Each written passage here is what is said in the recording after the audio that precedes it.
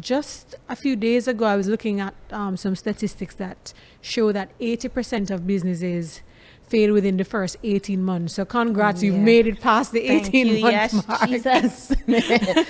Thank God. I mean, it didn't come without having any trials. Right. And that's actually something I would like to let other entrepreneurs know, that you don't get it right in the first month, the first day, the first time, the first ad that you do. You have to consistently be putting out and creating and not wanting to give up that easily, so that you could be able to pass that initial stage, the first 3 years, first 5 years, and be able to accelerate after. So you really have to stick to it. Okay, guys, are we ready? All right, showtime.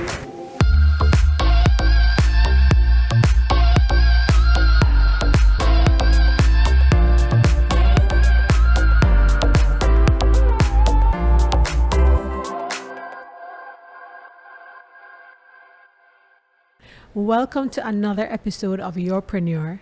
Today we have with us Miss Robyn Gale, founder of Gale Co. I'm going to let Robyn tell you some more about what exactly Gale Co does. Robyn?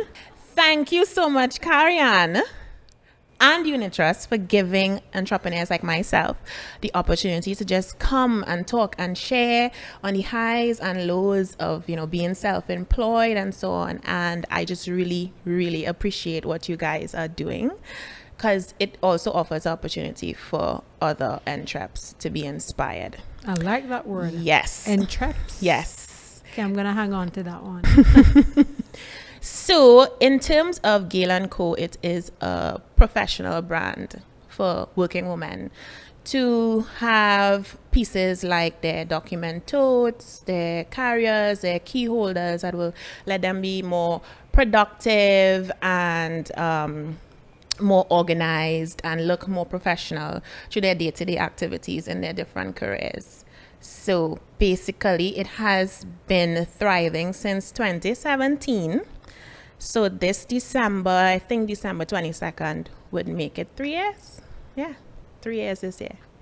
Well, that's excellent, Robyn, because just a few days ago, I was looking at some statistics that show that 80% of businesses fail within the first 18 months. So congrats, you've made it past the 18-month mark. Jesus. Thank God. I mean, it didn't come without having any trials. Right. And that's actually something I would like to let other entrepreneurs know, that you don't get it right in the first month, the first day, the first time, the first ad that you do. You have to consistently be putting out and creating and not wanting to give up that easily, so that you could be able to pass that initial stage, the first 3 years, first 5 years, and be able to accelerate after. So you really have to stick to it. So, Robyn, I remember you being full-time in corporate, working in the pharmaceutical industry, albeit you always had that kind of entrepreneurial streak. Yeah. But what made this business or this time around so different? It's so much things that came together at once. So I loved corporate. I enjoyed my corporate job to the T. I was required to do a lot of traveling, a lot of presentations. I used to have a lot of dinner meetings, lunch meetings with key opinion leaders. It was nice. It was lovely. But in doing that, I saw that I personally needed to have things that would help me be more productive and present myself more professionally when I'm doing these speeches, when I'm doing these presentations and so on. And in searching for those pieces like document totes and planners and so on, I found that they were either very cheap and very cheaply made, or extremely expensive when you're looking at brands like Louis Vuitton and Chanel and so on. And I found that maybe there's a window of opportunity to meet in the middle. And in doing that, you would more or less say I stumbled upon a blue ocean, in that there weren't much brands doing that and no brands in Trinidad doing that. And it afforded me more success than any other entrepreneurial, drive I might have had before. So I was like, window of opportunity. So let me just stick to it, So that is why this one would have taken off instead of any other. But Robyn, this is how I know entrepreneurs are wired differently because wired differently are wired differently because I do remember, when you came up with the idea, but I would never have thought, let's market this, I know. So I know, me either. so what gave it the impetus or the idea to market? Is it that, maybe your mom said to you or somebody encouraged you to market it, or did somebody see you with one and ask, hey, can I have one of those? How did that happen? How did you go from having one to making many and now selling and distributing and marketing? The lights in the room in terms of any entrepreneurship venture is always what the market is saying. Right.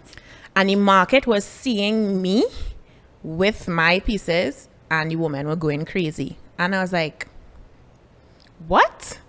And then I said, okay, window of opportunity. I'm a marketer. I'm a trained marketer. I know how to think strategically. I was like, this can work because the number one thing is once the market is saying that they want it and it's enough people saying that they want it, then you definitely have, okay, that's your first step to knowing, okay, you can do this. So that's what happened. The market said, we like it. Friends liked it. Strangers like it. People were talking about it. And I said, you know what? Let me just do it. And I did. And I'm so glad that I did. But I wouldn't advise people to just do it like on a whim like that. As I said, I'm a trained marketer able to identify opportunities the right way and seeing that, all the dots are connected and all the dots connected. And it allowed me to be able to say, yes, I'm going to do this and it's going to be scalable and it's going to be able to work. Okay, so you're a trained marketer, but I guess I was surprised that you also went into full production mode, so again, I feel like most people take the easy way out, which is, well, I shouldn't say easy. They would probably go the route of, let me import it and resell it. Yeah. But you actually make the totes and passport holders and these items from scratch. Yeah, because I wanted Trinidad and Tobago to be part of the DNA of the brand. That anytime anyone thinks of Gale Co, they make an association with this island, Trinidad and Tobago. Even the logo colors is red, white, and black. Why was that important to you? Because I feel like you don't have to necessarily be from the fashion capitals of the world, like London and Italy and so on, to be able to present good things to the market. We can do that in Trinidad, from Trinidad. So one of the things that you'll see on your social media page I've spoken about all the time is handcrafted, designed, and sold from Trinidad and Tobago. So it could not have had any part of it being imported and then resold, and plus doing something like that would actually limit my creativity. I like the challenge of having to design a new collection every month because women look at the pieces like accessories, right? And as women, we like to have a variety of handbags, a variety of earrings, a variety of necklaces, and so on. So we like fast fashion. And so the brand is kind of on that trajectory too, to be one that produces pieces, collections every month. So sometimes I even have women who would have bought a month before and then they'll see a new collection come out and be like, I hate you, Robyn. I want this one instead. I hate you. But yeah, so I wouldn't be able to do that if I was just importing from another country and then reselling because I needed to. And that's the next thing. If you know your market and you're on the pulse of what it is your market is saying, the market will tell you what designs need to come forward. So me being able to get insight and so on from the professional woman in Trinidad allows me to know what colors to choose and what designs to go with. Right. And I will not be able to do that. The brand will not be able to do that if we just dependent on what seasonal items they might be producing in let's say China or in the USA. So doing everything home gives that opportunity to create, but also to create on point. Okay. Yeah. So, what are the main differences you would say when you compare working full time in, corporate, meaning being an employee, a salaried employee, versus now owning your own business and having that business sustain your livelihood? So many differences. I don't have to ask for permission to take vacation. That sounds like That a big win. never settled with me, that I have to ask somebody permission and how I'm going to spend my year. That never really settled with me. So with being self-employed and my own boss, I get to say Right. when I will be going on vacation. However, in corporate, depending on what job you have, you can be sick for a couple days or you can take vacation for a month and you will still get paid. You get the same salary at the end of the month. Whereas when you're self-employed, you only eat as much as you put out, as much as you work. So you miss days, you miss funds, you miss money, you miss income. So that's the only thing. Another thing, I shouldn't say that's the only thing. Another thing would also be, when it is you have a corporate job, you can rely on a particular salary. Rest assured, you're going to have this particular salary on the 25th of every month deposited into your account. Whether or not you do really well or whether or not the economy you're in didn't perform as well. But not with entrepreneurship. It doesn't work like that. Sometimes you might go over your goals, your financial goals for that month, and then sometimes you might almost meet it, or sometimes you might meet it at all. So it's challenging, but it's not something that will necessarily discourage me. Because as I said, I enjoy not having to ask permission to go on vacation. So I rather stay in being a self-employed individual as opposed to going back into corporate. I mean, corporate is great. I mean, the women who are in corporate are the ones who are supporting my brand. But in terms of, for me, that is the number one thing that I enjoy. That freedom and flexibility to be able to make my own decisions and be in charge of how my August will be and where I would be, or how my December will be and where I would be. I understand. Yeah. So, was your business positively or negatively impacted by the pandemic? Positively. How so? And what do you think caused that? It was positively affected in a few ways, actually. It caused us to have a website launched definitely in 2020, which we did. That was a plan in 2019 in terms of the 2020 goals to launch a website. And with COVID, there was no longer just seeing that plan on a piece of paper. It had to be done. So now we have the website up and running. The pandemic has also made me even more connected in terms of how I view God and his hand being able to provide, and how I view business. So,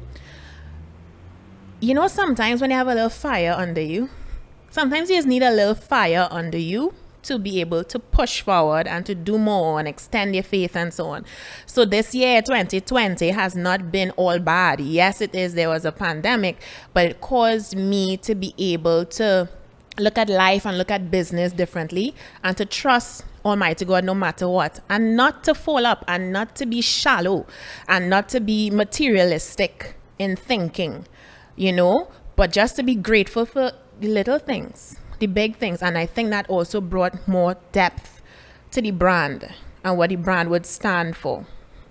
2020 has also made us aware that we have to be able to pivot. Industries change, things happen, and industries change.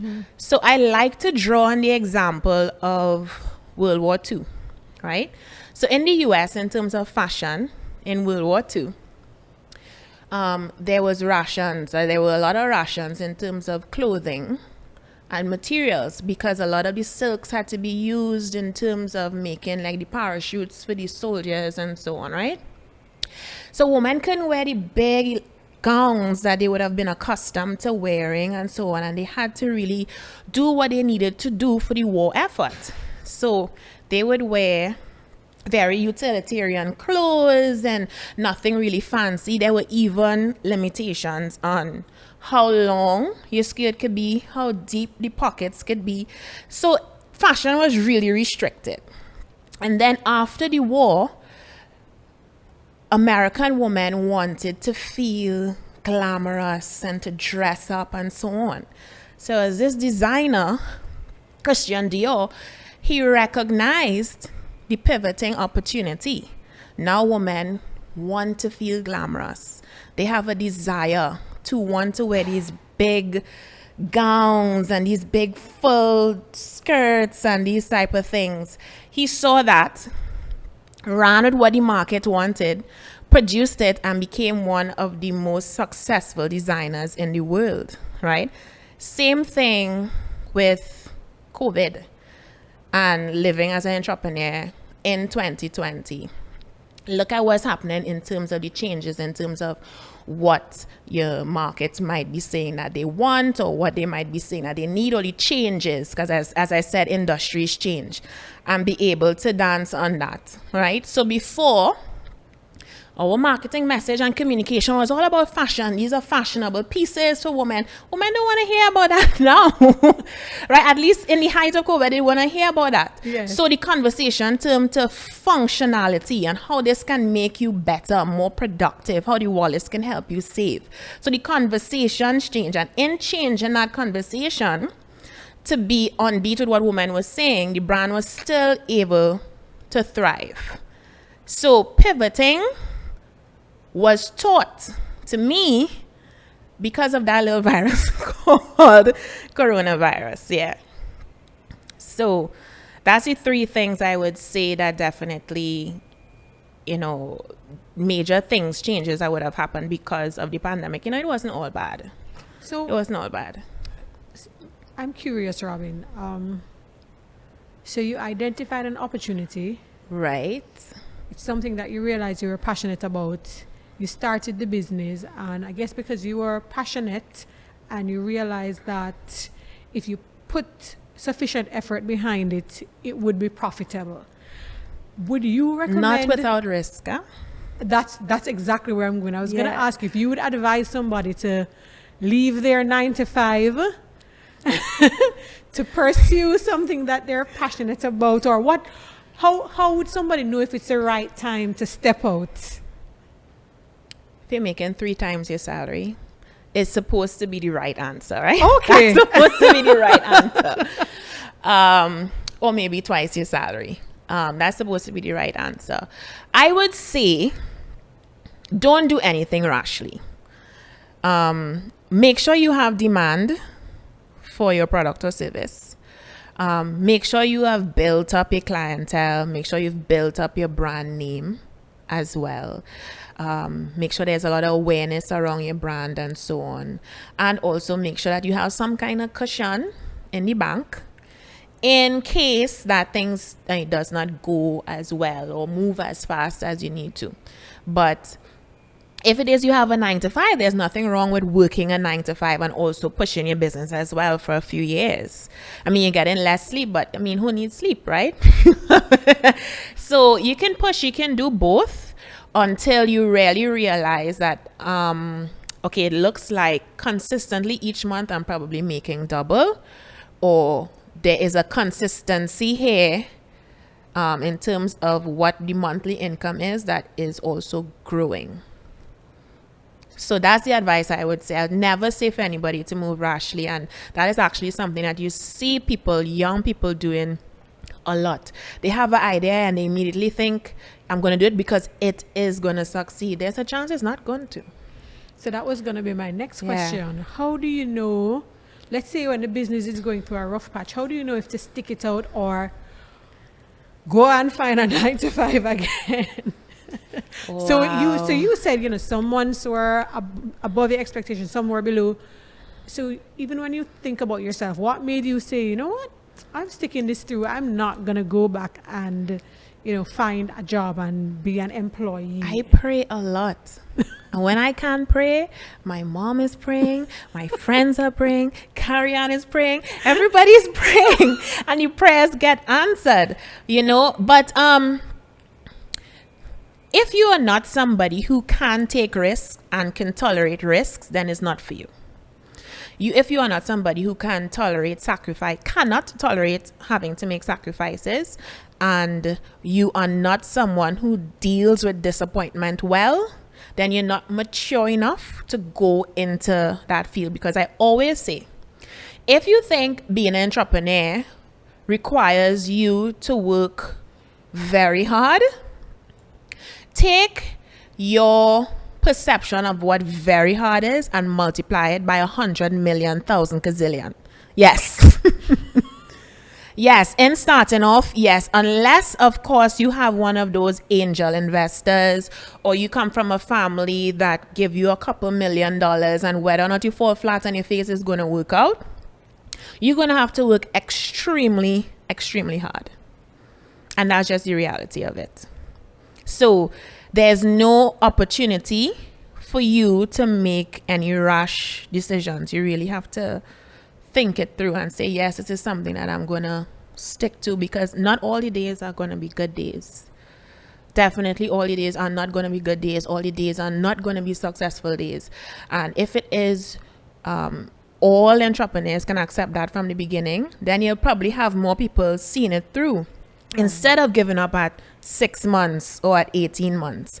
Because a lot of times we giving up is because we come in with an expectation that it's going to be just like the other businesses I see around me.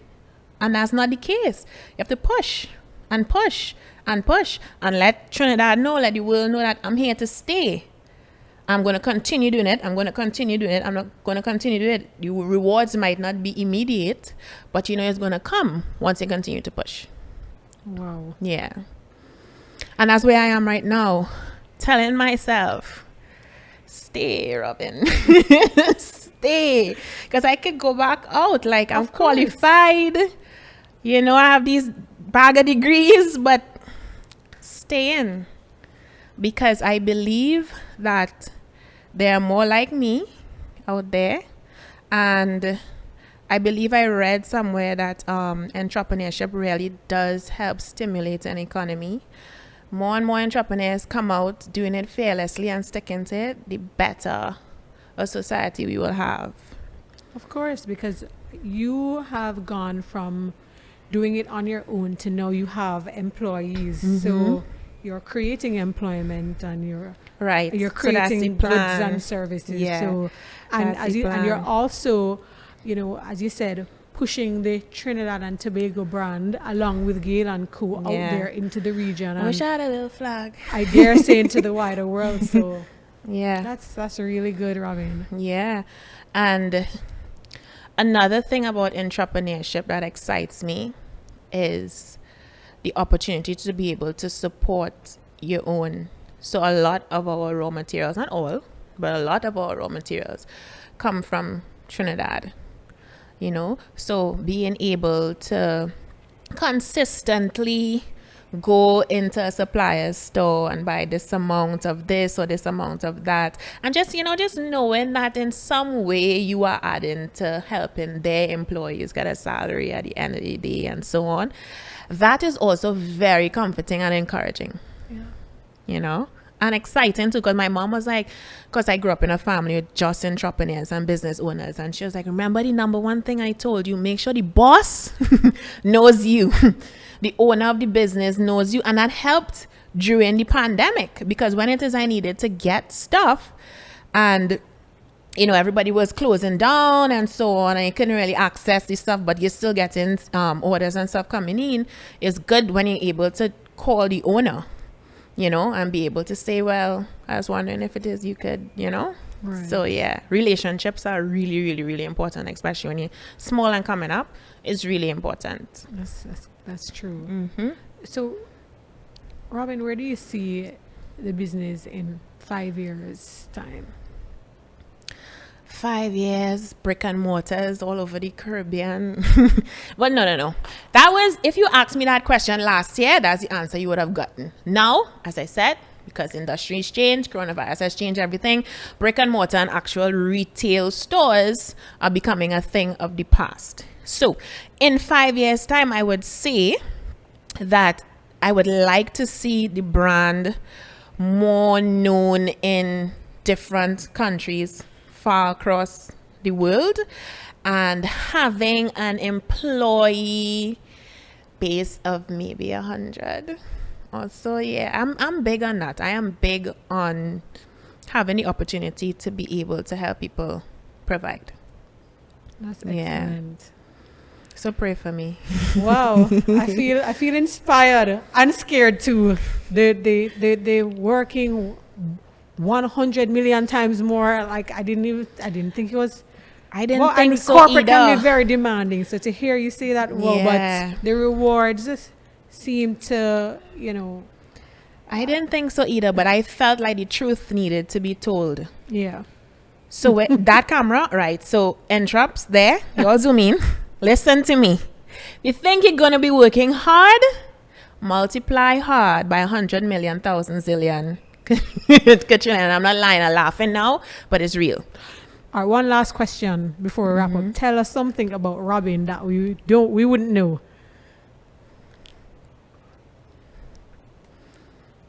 So you're gonna laugh, eh? But Try me. okay. So I'm almost 40. Well, close to. And I've never tasted a malta in my life. Tasted a malta in my life. Never tasted Benny-Ball. Is there something called Chili Bibi? Bibi? Something. Tulum, the thing that looks like airwax, right? I think that's Tulum. I never tasted that. Simos, peanut punch. Ooh, Supplejan, never tasted that either. I recently tasted coconut water though. It was awful. It was awful. But yes, but I'm gonna probably try and work on that list next year. Robyn, you just moved to Trinidad? No. No, I know I've been living here all my life. It's just, I guess I'm not picky. That's a pretty long I list. know. And a lot of people didn't know that about me, but I mean, you asked, and it's the truth. But I intend to probably taste a Malta maybe next year. Okay. Goals. Goals. And cut down that list now. All right. Thank you very much, Robyn. Thank you so much. I really Carrie enjoyed it, and it was Ann. very insightful. I'm sure you've inspired many and also given them a dose of reality. So thank you good. very much. Yeah, social distancing, we can't hug, so. Oh wow, we can't do this either. Thanks, Carrie. Thank you so much for joining us for another episode of Urpreneur. As you can see, we always have, lots of insights, sprinkles of inspiration, and definitely lots of education. So we look forward to sharing another episode with you. Take care.